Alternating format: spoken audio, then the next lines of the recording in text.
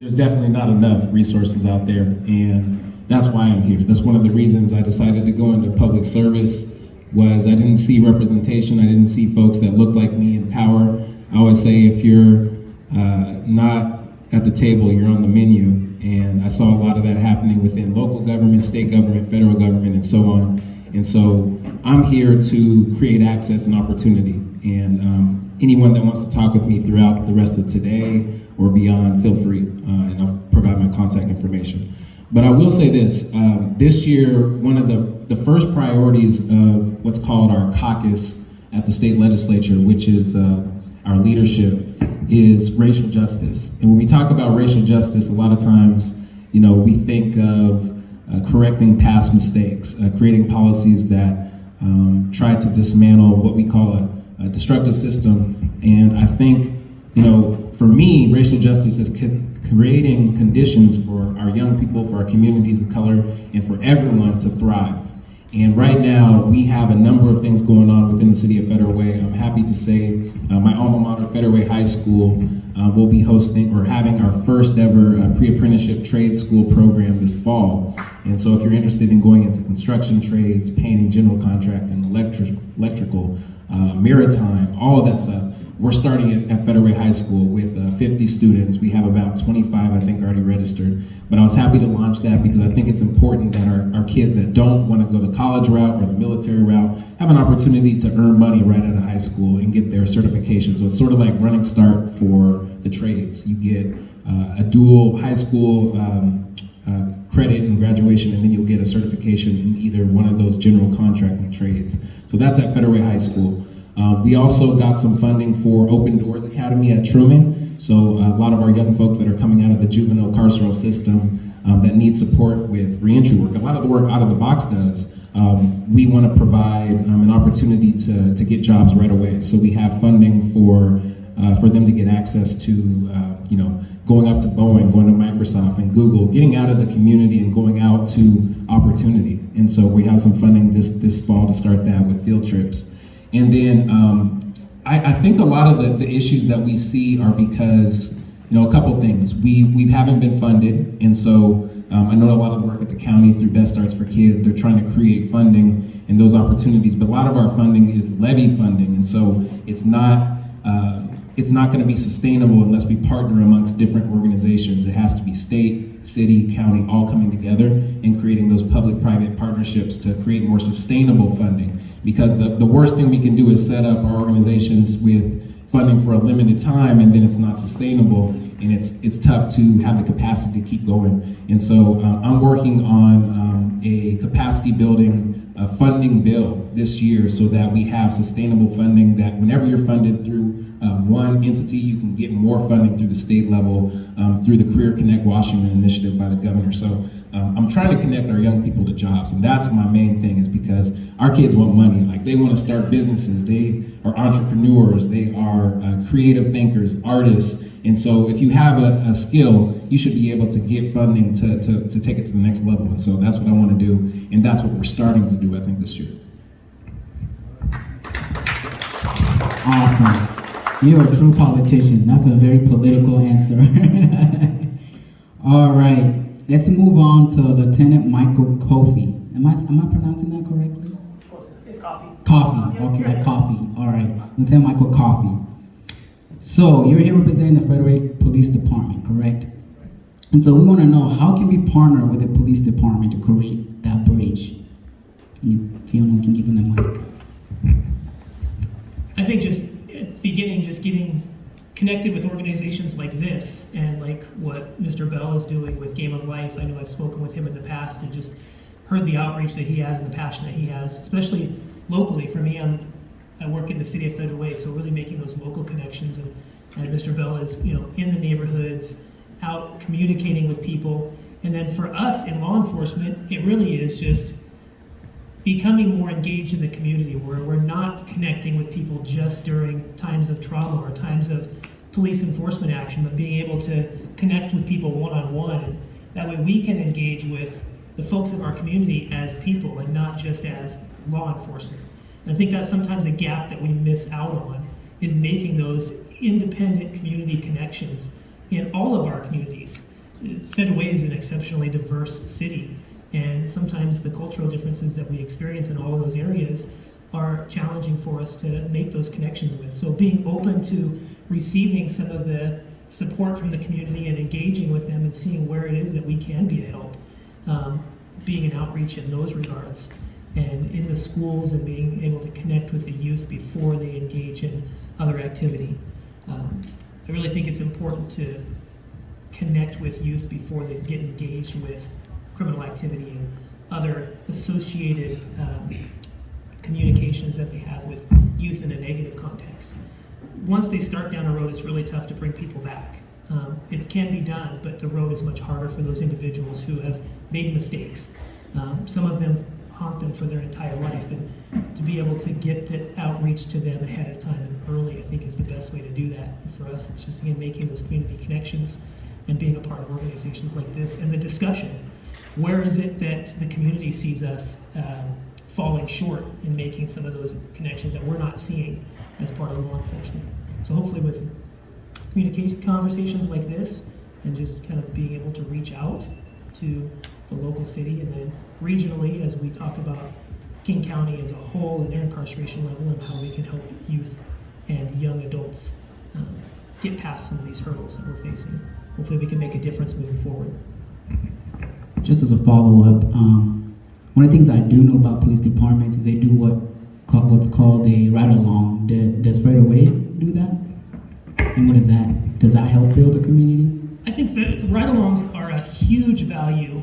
I know with COVID we had to suspend some of those things, but ride-alongs are available to anybody who is a community member or who is an applicant. And that's another area I think we can really reach out to the youth, is empowering them to get into law enforcement and to make changes and be a part of the community in that regard. We have an Explorer program, which is a great opportunity for young teens and adults to get exposure to law enforcement, to kind of see what it is that law enforcement does. I think there's a lot of misunderstanding about what law enforcement is and what the expectations are and what our goals are. I got into law enforcement early on because I wanted to have a career that we helped people in. And I think sometimes that message gets missed because we are connecting with people usually under negative circumstances. And unfortunately, we don't always communicate that message really clearly, that our goal is to help people. And I think that's what all of our goals are up here, is to really be a help to our community and the people that we reach, and our families as well. And so hopefully we can start that process. Ride-alongs are a great way. I think the Explorer program would be a great opportunity for youth of various communities to get engaged in and to see that process. See if it is a career path for them.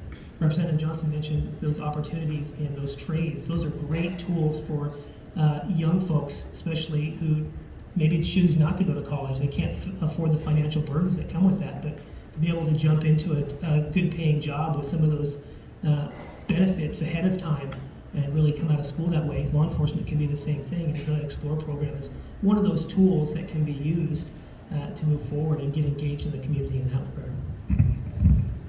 Awesome. Thank you so much for that answer. We're going to move on to A Nance. And so you're representing the Division of Detention, right, in King County? That's correct. All right. So do you see a racial disparity in the detention centers and jails? Sadly, the answer is yes. The disproportionality of people of color in our justice system is an example of the challenges that people of color face in so many of our systems, in our school systems, folks who live in poverty, individuals who are challenged by not having access to resources in the neighborhoods where they live, and that manifests itself into the kind of conduct and the associations that so many of our young people have that result in involvement with our juvenile legal system and ultimately in detention. And so we know that if we do a better job of helping support our young people when they are young, in their schools, in their neighborhoods, with programs like AYDEPI, with programs like Out of the Box that are willing to work with our young people, provide them with mentorship and guidance, we know that we can change the circumstances of disproportionality for our youth. The sad thing is, So many of the young people that we see in juvenile detention have many things in common, aside from the color of their skin, aside from the fact that they are a BIPOC youth. Recognizing that these are young people who perhaps don't have adult mentors in their lives, may not have a father figure living in the household, providing them with the guidance and support that they need. As Representative Johnson described, many of these young people are struggling just to make it day to day, just to be able to put food on the table, to have the economic resources just to survive. And that should not be the case. But it is for far too many of our youth, far too many of our immigrant youth. And so the real challenge for all of us is to figure out where are the needs, what are the resources that are available so that we can turn the tide, disrupt the school to prison pipeline, create opportunities for young people of color to be as successful as we know that they can. And that's what we're committed to do at the Department of Adult and Juvenile Detention. It shouldn't be the case that a young person has to come to juvenile detention to get a physical, to get dental care, to have caring, supportive adults that are willing to mentor as our juvenile detention officers are. But that is the reality for far too many young people in King County. And while we've made tremendous progress in reducing the number of young people that are in detention, there are 20 young people in detention, perhaps 20 too many. But it's a far cry from the over 200 young people that were in that facility more than a decade ago. So we still have a lot of work to do. There is still an incredible challenge before us. But young people of color do not have to have the juvenile detention facility in their lives. But we collectively have to do our job to make sure that that never happens. Thank you so much. Let's give him a round of applause. That was good. That was good. And Fiona, do you have a question for one of our panelists? Yes, I do. So I would like to begin with Lieutenant. Okay, so I think it's in everybody's mind, like when we see all of the social medias and when we look at TV, we see a lot of injustices that, you know, police officers cause people of color. And I wanted to ask that why aren't the police officers held accountable for their actions? So I've seen over the years, many police officers are either given a slap on the wrist or go unpunished on injustices they've caused, especially to people of color. Like, it will take riots, it will take demonstrations for them, you know, to be like, for them to face what they have caused, you know, other people of color. And I just wanted to see what's your take on that. I think that's a huge question to try to answer. You know, we're dealing with a lot of circumstances in this country. We've seen the media, we've seen the news, we've seen the riots. I think every circumstance, every event that occurs is individual and unique. I think in this state, especially in this county, we're making some significant strides toward improving those things. From my experience, I've been involved in investigations related to uses of force, and I know that we are striving as best as we can to minimize and reduce those concerns for all the community. I can't stand here and tell you that I understand and can sympathize, or that I understand or have experienced the same things that people of color have in their communications and interactions with law enforcement. Those are things that are just not in my background. But I can try to empathize with those and recognize that there are concerns. And I know that families of color are sharing with their family members and the youth that their concerns about engagement with law enforcement. I think we can start making some of those changes by having these type of interactions. I know there's legislation, reform legislation, that's been in place, or that's, you know, going forward, and we're looking at making some of those changes.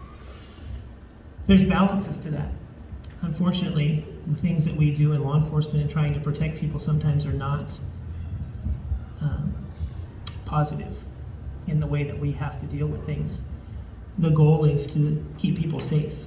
We do need to make sure that we have eliminated or reduced any disparity in the way that we enforce those laws. They should be conducted and enforced equally, no matter what the person's skin color is. And so I do recognize that there are those concerns. Community members that I've been in contact with have expressed those things to me as we go out and we investigate crimes. They've shared their concerns. They don't want to speak to me as an officer, let alone an officer who's white, and there's concerns. They don't know that I'm going to be compassionate or going to understand those experiences that they have. And all that I can do is express to them that I recognize that you have concerns.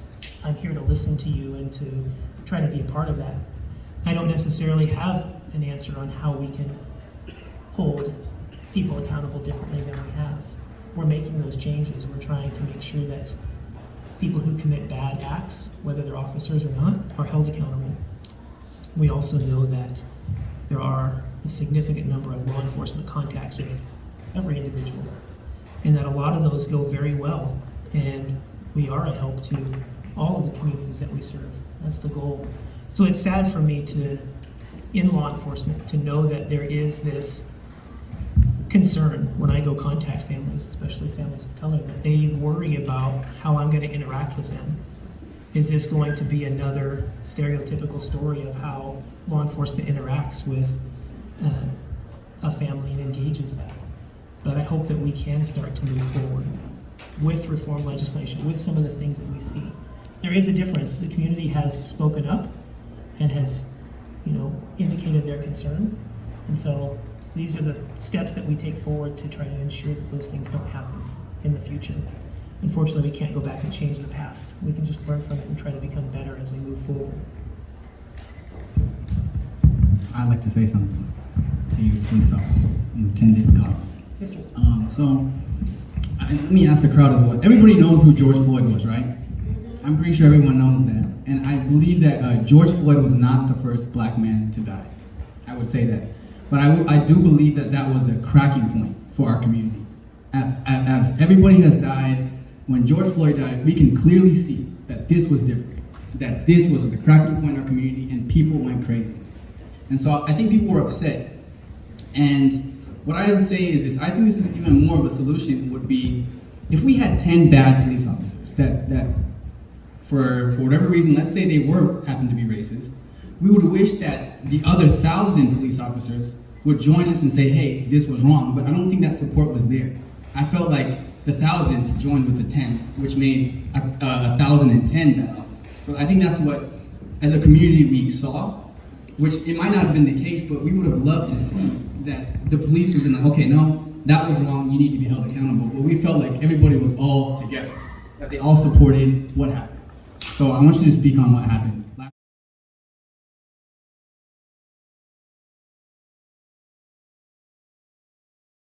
Last year. And here we are a year later, and we're talking about road to zero youth incarceration. And I think as far as my perception, being in law enforcement, the people that I serve with, especially in the instance of George Floyd, stood up and said, hey, that was not an appropriate action that was taken. That was different than what you would constitute as a standard arrest for an offense, right? The officers that I worked with were offended by those actions as an officer. So that's, from my perspective, that's what I witnessed. Unfortunately, that is not the way it was portrayed out in the media. And so I can see where, as a community, you look at that and say, no, it's not just a bad officer. It's not just 10 bad officers. It's the collective of officers who feel this way, and they're willing to just justify any action because it's another officer. But I don't know that I'm going to be able to convince you today that that's not the experience that I had working with the officers in Federal Way. We looked at those videos. We looked at all the same things that were on the media and examined those and said, that was not an appropriate action. Looking at the individual who committed that act that led to the death of Mr. Floyd. So I don't think that's the case. I don't think it's collectively as a whole.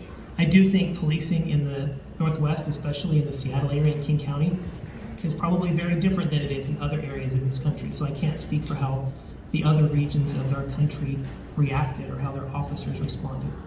I can tell you how the officers that I engaged with responded. I didn't hear anybody who responded and said, hey, you know what, that was perfectly appropriate. We didn't see anything wrong with it. That's not any of what I heard from the officer level as we interact with each other.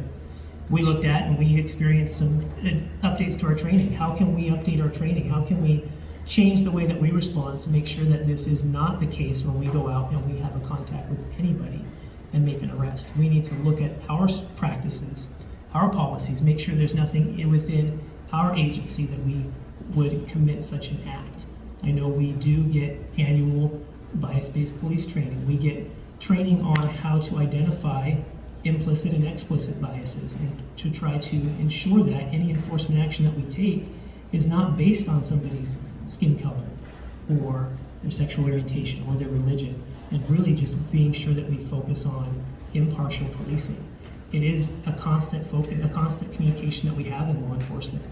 And I don't think that gets shared in the community as a collective and as a whole. And that's why I'm hoping that by being able to express those things to the group today, be a part of these open discussions, that we can start sharing that with the community. That, you know, it's not that we are supportive of the officer who committed those actions. And so it's tough because there is a lot of media out there that does portray law enforcement as a whole as just siding with law enforcement for whatever reason, but that's not the case, at least from the interactions that I've had with officers, especially in federal way. Yeah, go ahead. You know, I think one of the tough things to acknowledge, especially in this country, is, you know, law enforcement is just a reflection of society, and we have, as probably everyone in this room knows, we have a vicious legacy of slavery and white supremacy, and it plays out in every institution. So it's not just law enforcement, it's education, it's public health, it's our economy. It's just, the difference is, of course, police have state-sanctioned power over life with a badge and a gun. And so it's a little bit different. However, I think like this opportunity in this space right here is a first step, listening to one another. And I appreciate Lieutenant Coffey being here, because that's a big step. I mean, to step into this space, the only officer, is a big step. But I think sometimes we then jump steps to, we try to reconcile. And before reconciliation, you have to acknowledge truth. And a part of the issue is a vast majority of law enforcement will not acknowledge the racial disparities and violence. George Floyd was not a one-time thing. This has been happening for decades. We just finally had video evidence, and thank goodness for that 17-year-old girl who in my mind deserves a Medal of Freedom or of honor for having that video, because without that we would never have known, and would have been another black male that died at the hands of police and nothing would have happened.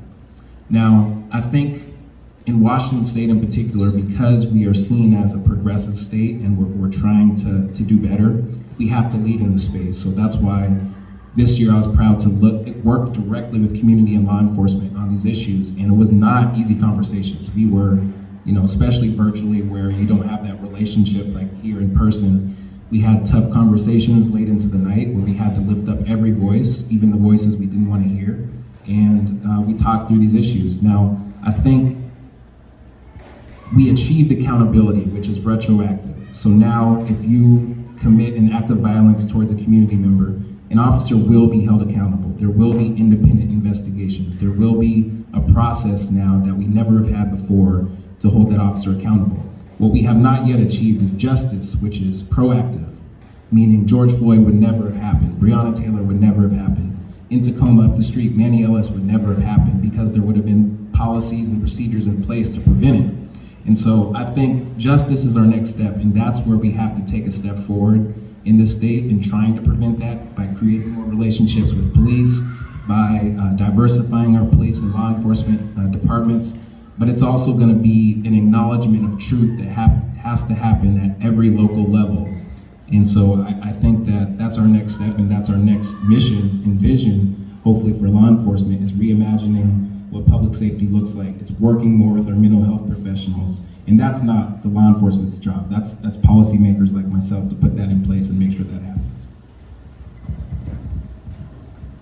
Thank you. I think Fiona has another question for the panelists.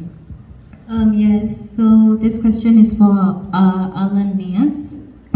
And so I was doing my research on the juvenile detention centers, and I noticed that one major negative drawback of the detention centers was the issue of recidivism, which is the tendency of a convicted criminal to reoffend. So in an article in 2019 written by the US Sentencing Commission, it showed that over 64% of youth sent in juvenile detention centers are convicted of violent crimes within the 8 years after they have served in the detention centers, and 40% of those were convicted of non-violent offenses. So I think, so for what we've learned about juvenile detention centers, it provides a space for reform rather than punishment. But why is it like 64% of those sent there are prone to reoffend, you know? And why are they, 64% are charged with violent crimes and 40 are charged with non-violent crimes? So what's your take on this, and how does your detention center work? Wow, Fiona, that's a pretty awesome question. So, but thank you for asking it. So a couple of things I want to say about that. Juvenile detention facilities are typically a place where young people come before they are found guilty of their offense. And so it is sort of a place where you're in custody while the courts decide what is going to happen with your case. And once that decision is made, a young person may be placed on probation, where they're allowed to go back home and live with their family and be under supervision of a juvenile probation counselor, or they may be committed to the state juvenile prison, which is juvenile rehabilitation. And many of those statistics come from the longer term facilities, post-adjudication, post-disposition, after they've been sentenced, where the expectation is that there is programming going on, that there is actual rehabilitation happening for those young people.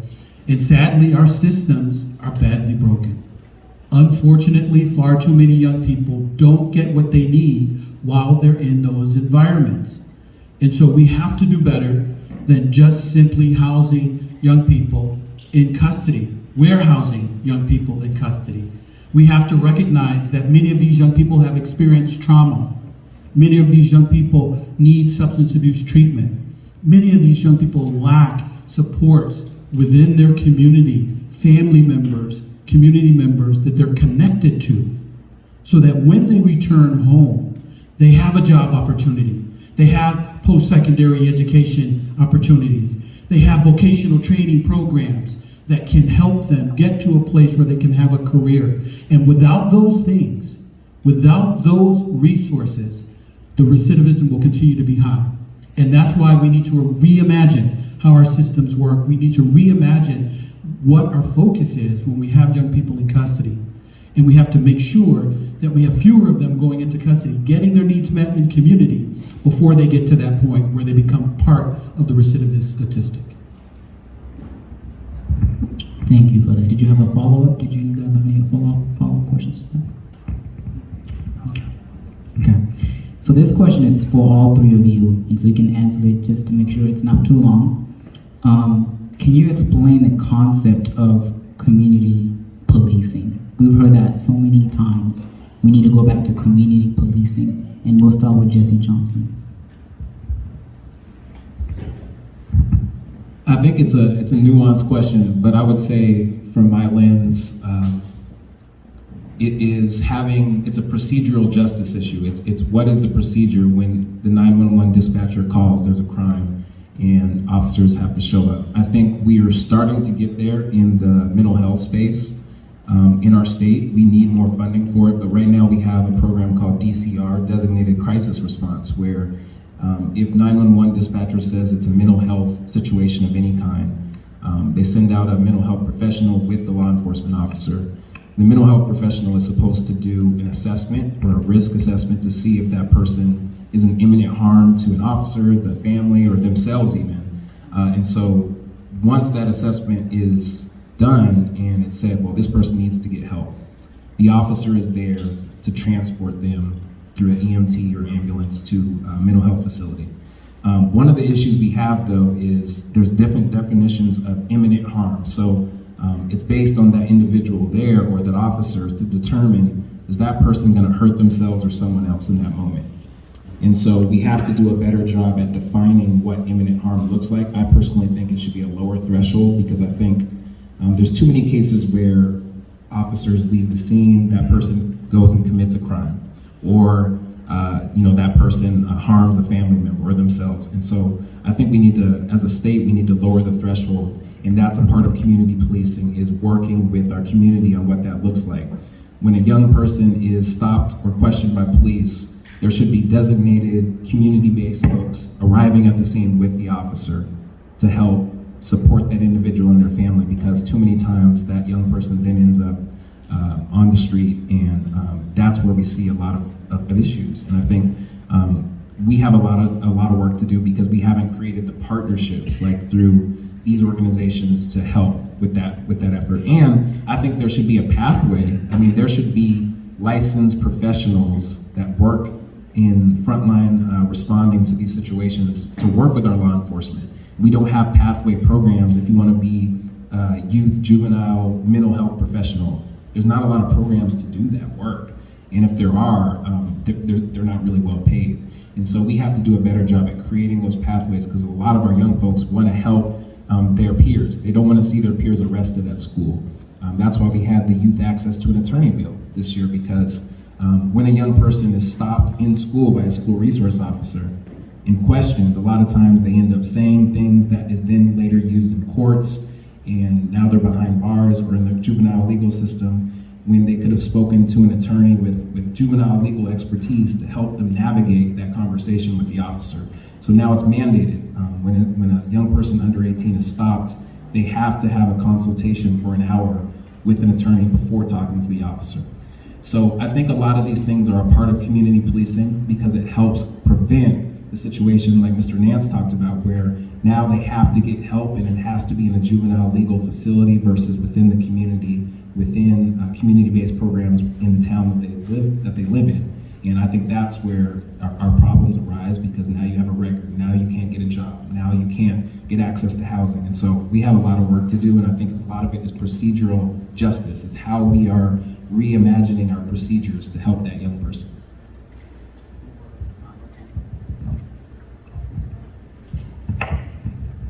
And I think there's a lot that Representative Johnson has said that we can look at.